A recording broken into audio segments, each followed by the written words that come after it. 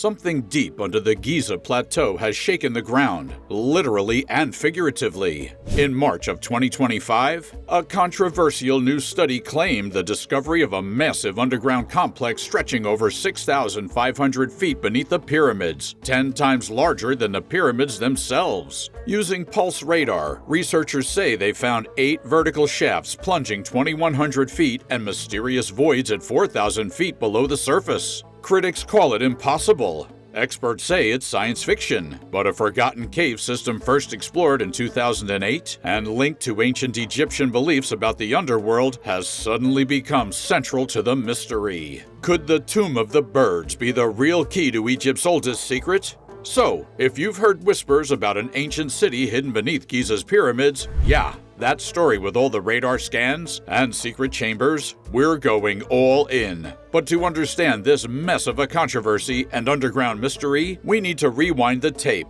Way back to 2008. That's when Andrew Collins first stepped into something weird, something ancient, and something that just might connect directly to this new scandal. We're talking about a tunnel system buried deep beneath the Giza Plateau, a site already packed with history, mystery, and let's be honest, more conspiracy theories than a late-night Reddit thread. The talk now? A new study, shaky on peer review, but wild in its claims, says there's a massive underground city under the pyramids. We're not talking about some cute tomb or a couple of chambers. We're talking 6,500 feet wide. That's over a mile across. To be clear, that's 10 times bigger than the Great Pyramid itself. Let that number sink in.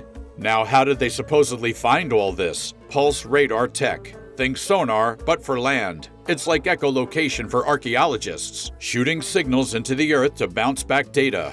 According to the team, mostly from Italy and Scotland, they picked up 8 cylindrical structures stretching 2,100 feet deep, and even more unknown formations 4,000 feet below ground. That's deeper than the Empire State Building is tall, and that alone had people's jaws hitting the floor. The real drama kicks in when people start connecting this radar data with a forgotten tunnel system first stumbled upon in 2008. That's where the Tomb of the Birds comes in. Weird name, right? But this place isn't some fancy aviary. No, it's a barely recognized, almost off-the-books burial site with rows of rectangular slots carved into limestone walls. Back in the 1840s, British explorers Howard Vyse and John Perring were apparently yanking out giant mummified birds from this place. Why birds? Why there? No one's sure, but here's the kicker. The tomb leads straight into a natural cave system that Andrew Collins and his team explored. And guess where those caves go? Yep, directly under the Giza Plateau, and more importantly, toward the second pyramid.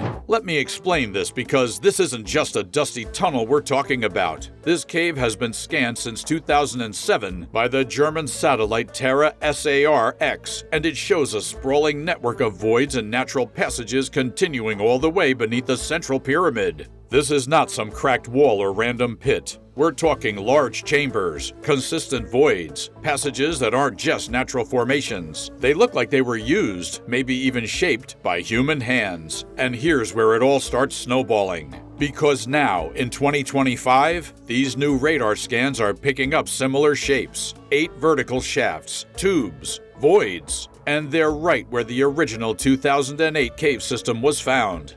That's what got Andrew Collins and his team back to Egypt this year, 16 years later, retracing steps into what they now call the Collins Cave. And what they found is, well, let's just say it's hard to ignore. As soon as they enter the tomb, you can see it. It's not flashy. No gold, no hieroglyphs, no mummies lounging in stone beds. Just those rectangular slots and one unassuming hole in the upper right-hand corner that leads to a pitch-black drop into the unknown. Once you're in, things get dicey fast. We're talking giant loose boulders, jagged limestone, slippery floors, and bats flying directly into your face. Literal bats. Down deeper into the cave, they hit what Collins once called the dome, A partially carved, partially natural chamber that feels like a hidden cathedral. It's massive, echoing, and leads into a south tunnel filled with even more danger. If you see here, the rocks on the floor aren't just debris. These things are ankle traps. You lose your footing in here, you're snapping more than a bone. You're leaving your leg behind. And the whole place? It's humming with mineral colors. Deep black manganese streaks oozing out of the walls. Crimson ochre staining the stone just like ancient blood. No torches, no lights, no exits. Just one narrow path leading deeper south. Then they hit something even weirder. Striations, long, narrow, claw-like marks cut into the rock. Some go beneath the surface, others make no practical sense. They're not tool marks, they don't follow any work pattern. These lines aren't for construction. They feel symbolic, purposeful, ancient, but with no explanation. And then, in the next chamber, more of them. Lines etched into the walls like warnings or records, preserved by dryness and shadow for who knows how long. Let's back up a second. The name Giza? It comes from Rostau, which means mouth of the passages, and the underworld in ancient Egyptian belief? The Duat? That's where the soul travels after death. The idea was that the dead had to pass through complex caverns and caves to reach the Hall of Judgment, and what Collins is suggesting is that this cave system beneath the pyramid might not just be symbolic of the Duat, it was the Duat. A physical representation, a real-world gateway to the ancient Egyptian underworld. Now, you might be thinking this is getting a little too Da Vinci Code, and you'd be right to be skeptical, because not everyone's buying this. Critics have pounced on the radar study. Lawrence Conyers from the University of Denver basically laughed it off, saying there's no way ground-penetrating radar can reach 2,000 feet. According to him, the best-case scenario for GPR? Maybe 100 feet. Anything deeper is science fiction. And if you ask Egypt's former Minister of Antiquities, Mamdouh al-Damati, he doesn't hold back. He called the entire claim utterly baseless and slammed the study for skipping every scientific step. No peer review, no excavation, no validation by the ministry. Just a press release with bold claims and fancy radar charts. And here's the wild twist. One of the researchers behind the study, Corrado Malanga. Yeah, the same guy known for researching alien abductions. This is where things get muddy. When a UFO researcher starts showing up with data about ancient Egypt, people start rolling their eyes. Suddenly, it's not just archaeology, it's conspiracy. Aliens, lost civilizations, you name it, it's all on the table now. But let's not throw the whole story out just yet, because here's the thing. Back in 1977 and again in 1978, the Stanford Research Institute, in cooperation with Ain Shams University in Cairo, also ran seismic tests on the Giza Plateau. And guess what? They found 4 chambers underneath the second pyramid. Chambers that might be artificial. This isn't just New Age fluff. That data's been sitting in archives for decades. So now, with these new radar scans echoing similar patterns, and with Collins showing a tunnel system that literally leads into that same area, it's starting to look a lot less like fantasy and more like a real mystery we haven't cracked yet. So now what? Well, that's where things get spicy, because if these scans are real, and if this cave system really does lead to something beneath the second pyramid, then we're talking about rewriting the Giza narrative entirely. We're not just talking tombs, we're talking cities. We're talking the physical Duat. A full-blown underground world that may have been known, feared, and worshipped by the earliest Egyptians long before any dynasties rose or fell. Hugh and Andrew walked back into a cave they hadn't seen in 16 years, and it's like time froze inside. Still dusty, still dangerous, still mysterious, but now it's at the center of a global controversy. Back when Andrew first crawled in there in 2008, with researcher Nigel Skinner Simpson and his then-wife Sue, barely anyone knew that these caves existed. No maps, no mentions, not even Egypt's top officials seemed to have a clue. And get this, Zahi Hawass, the face of Egyptian antiquities, got caught off guard too. He was filmed going into the caves later that same year for a show called Chasing Mummies, and on camera, he looked like he was seeing it for the first time. That's the guy who ran the show on the Giza Plateau for decades. And even he didn't know about these tunnels? That's a red flag big enough to cover a pyramid. Let me break this down, because here's where things start getting messy. During that TV episode, one of the archaeologists, David Cheatham, went into what they called the tube and announced that these caves ended right there. Dead end, nothing more to see.